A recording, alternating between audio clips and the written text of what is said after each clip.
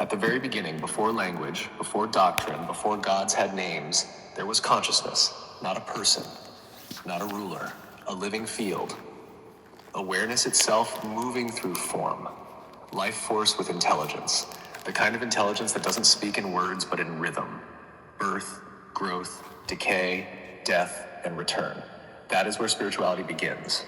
Spirituality comes from direct experience with that consciousness, from standing in the night, sitting in silence, facing fear, surviving loss, touching the edge of life, and realizing something is still there.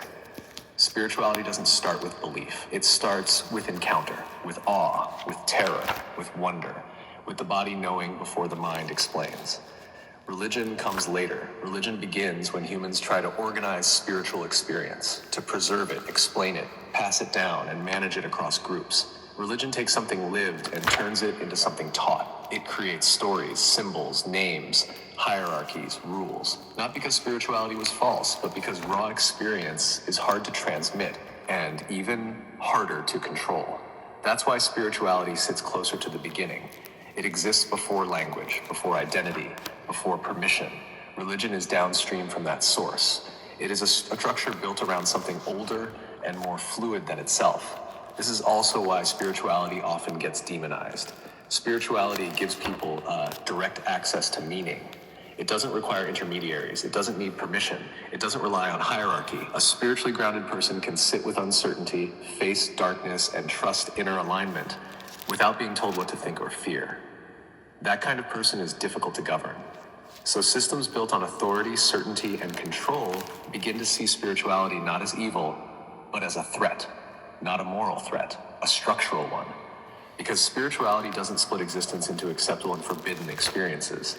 It includes light and dark, birth and death, creation and dissolution. It understands that darkness is not evil, it is origin.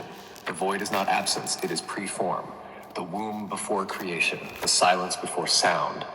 Religion often survives by privileging light and rejecting darkness, by naming the unknown as dangerous, by labeling the void as evil. But the beginning was not moral, it was generative. It didn't judge, it produced. That's why the feminine principle, the dark mother, the void, death itself. These forces get feared, softened, or erased.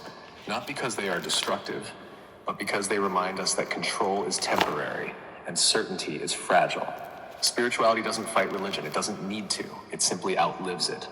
Whenever people face death, isolation, collapse, or deep questioning, spirituality reemerges. Not as rebellion, as remembrance. Because consciousness doesn't disappear when institutions fall. It doesn't leave when belief systems change. It doesn't require a name to function. Spirituality is not anti-religion. It is pre-religious.